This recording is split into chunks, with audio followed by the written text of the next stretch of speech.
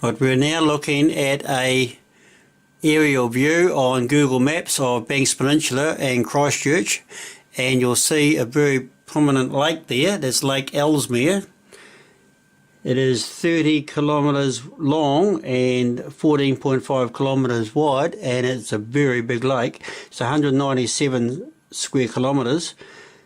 Maximum depth is only 2.1. It's very shallow and it's very murky, and with all the rain we've been having lately, it's been flooding and building up, taking over the farmland because there's been no outlet to the sea because it closes up due to the shingle getting pushed up with the southerly swells, and it's all a result of man's management of the lake and taking out irrigation water from the Selwyn, and then all the runoff from the dairy farms and turning it into a stagnant lake.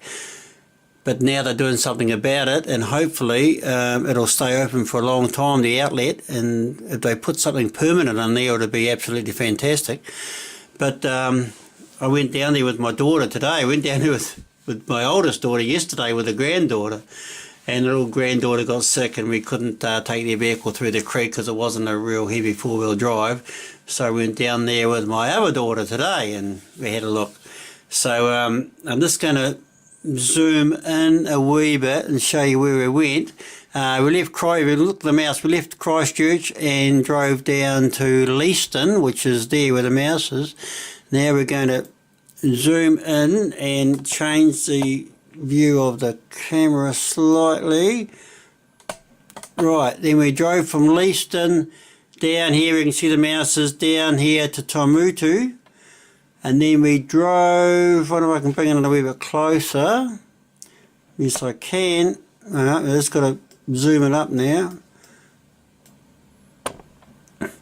Then we came along here, down there, and there was a creek we had to cross somewhere down here. We drove across there and up the spit with the four-wheel drive.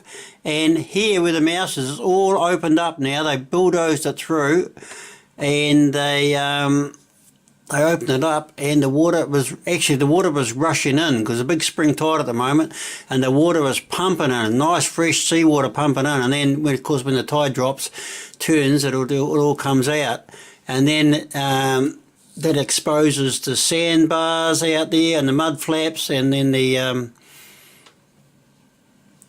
seabirds can eat. And it's just so healthy. It's really good to see. It's quite exciting actually. So anyway, this is a little video I made as I went down there with Katie today, and we had a really nice time, and thoroughly recommend people to go down there and have a look. So here we go. They had to do that because all the flooding and all the water just swelled up the lake, and it was taking over the farmer's property, so they got it open. I'm down here with my daughter Katie. We had a good trip down here. We had to come across this creek to put it in four-wheel drive. Okay, just having a good spot. It's going good. Anyway, the water is coming in pretty fast. The water's absolutely pumping through, and it's really good. It's going to flush the whole lake out. It's just surging through at the moment as all the fresh seawater's going through, and when the tide goes out, it sucks all the crap out.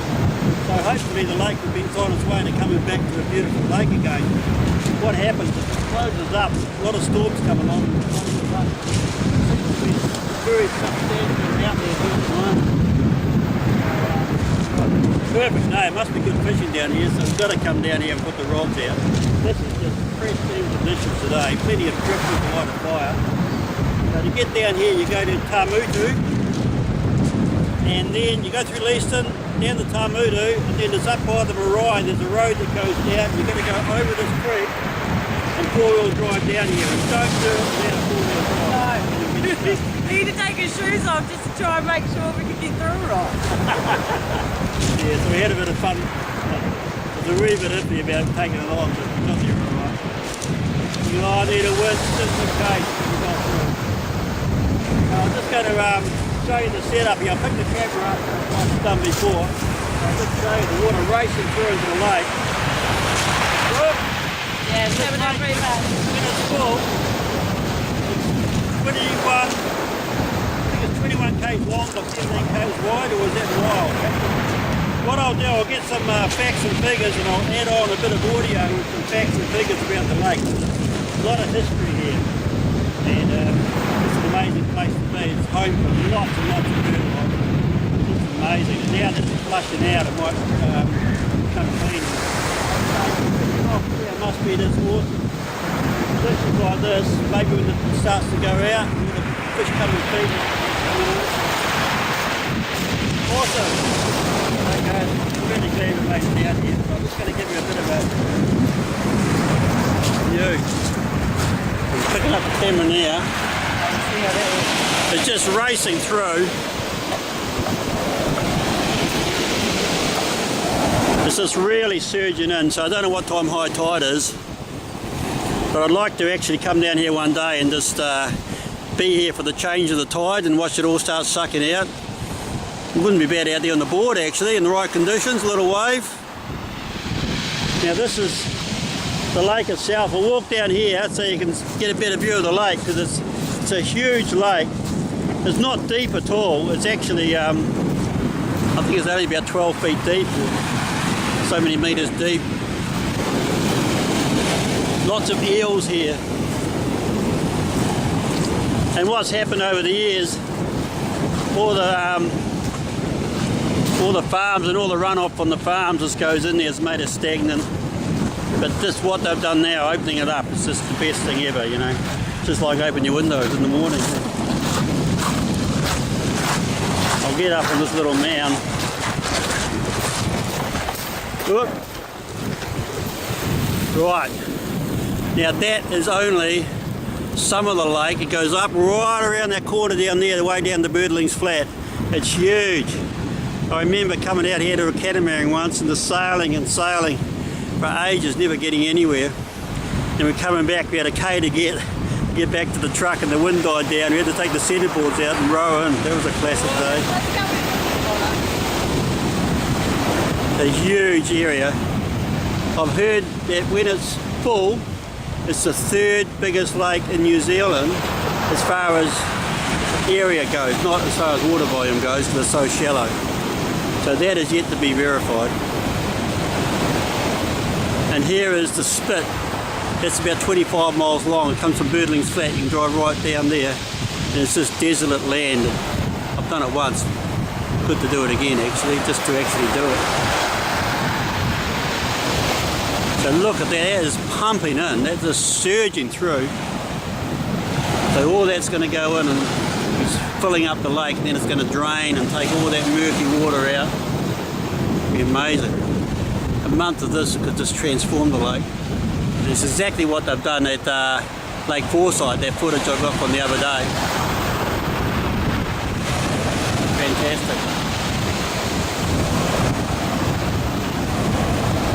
What a perfect day.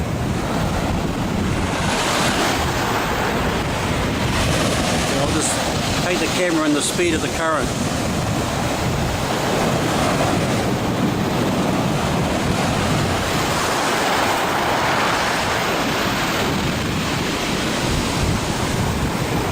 There's my bub's having a good time. Good time out with her dad. I